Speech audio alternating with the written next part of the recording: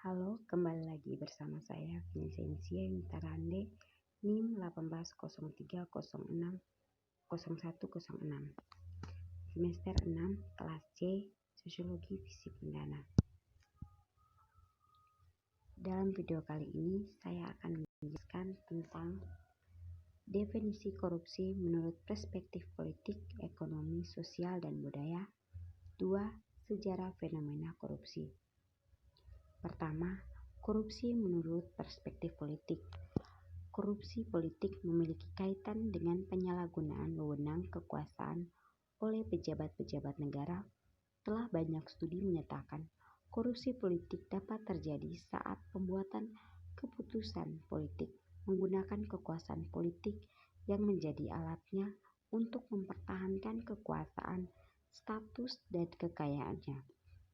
Korupsi politik diartikan sebagai manipulasi kekayaan, manipulasi lembaga politik dan aturan prosedur sehingga mempengaruhi lembaga pemerintahan dan sistem politik serta mengarah pada pembusukan kelembagaan.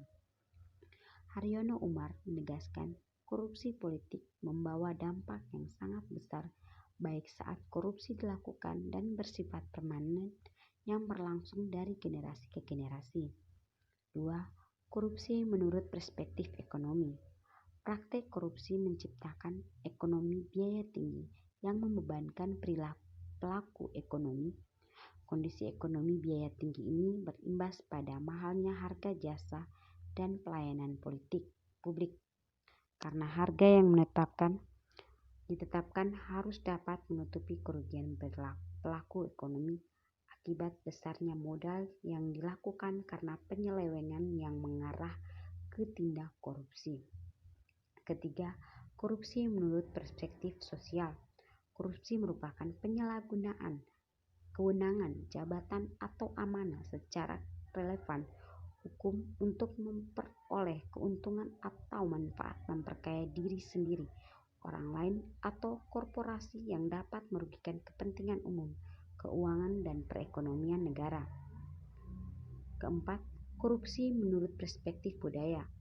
Pada umumnya diakui bahwa korupsi adalah problem yang berusia tua dan semua masyarakat manusia, kecuali yang sangat primitif dengan derajat yang berbeda-beda ditingkati korupsi. Kedua, sejarah fenomena korupsi. Tahap awal legal dan politik seperti dibukukan dalam novel Korupsi karya Pramudia soal pelanggaran hukum dalam kaitan dengan jabatan negeri sudah mulai disamai dengan baik sejak awal Republik.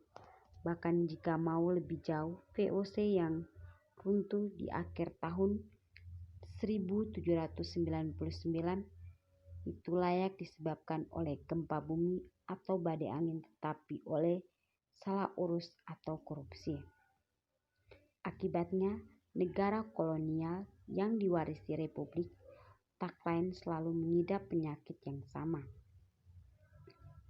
Akhirnya soal penyalahgunaan kekuasaan yang melanggar aturan dibuat dan oleh penyelenggara kekuasaan adalah hal yang harus diterima dalam sistem negara modern.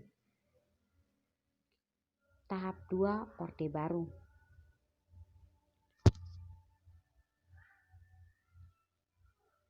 Dalam modernisasi, masalah korupsi dibingkai dalam kaitan dengan salah urus dengan sendirinya.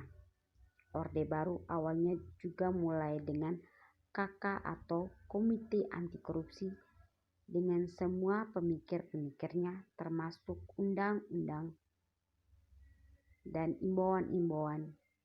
Singkat kata, soal upeti direbutkan lagi. Dan karena di masa itu kelompok penguasa gemar berkong kali kong dengan sekitar 200 konglomerat Cina, maka korupsi diganti dengan sebutan upeti pungli. Dalam imbauan, karena hukum tidak cukup efisien memberantas korupsi, tetapi malah memungkinkan korupsi berjalan secara aman dan damai di tempat basah seperti kantor bendahara negara atau tempat lain. Maka diimbau agar para pejabat tidak melakukan komersialisasi jabatan. Jadi pungli adalah infalnya dan komersialisasi jabatan adalah profesinya.